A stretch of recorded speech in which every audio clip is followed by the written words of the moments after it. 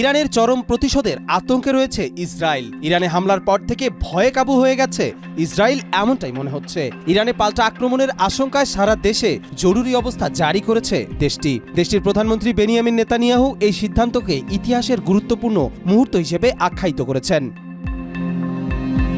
BBC জানিয়েছে, ইরানের পারমাণবিক অবকাঠামো ও সামরিক ঘাঁটিগুলোতে রাইজিং লায়ন নামে বিশেষ অভিযান পরিচালনা করে ইসরায়েলি বাহিনী। এই অভিযানের লক্ষ্য ছিল ইরানের ইউরেনিয়াম সমৃদ্ধকরণ কেন্দ্র, ব্যালিস্টিক ক্ষেপণাস্ত্র ঘাঁটি ও সংশ্লিষ্ট বিজ্ঞানীরা। তেহরান ও নাতানজ শহরে একাধিক বিস্ফোরণের শব্দ পাওয়া গেছে।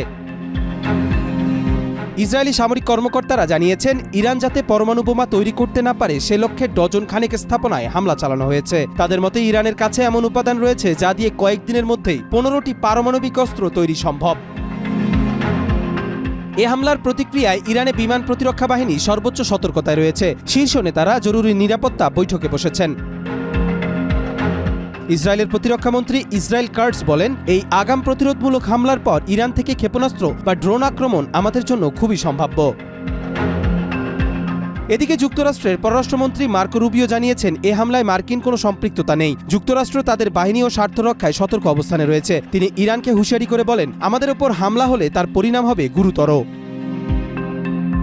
কবির চৌধুরী, মাই টিভি।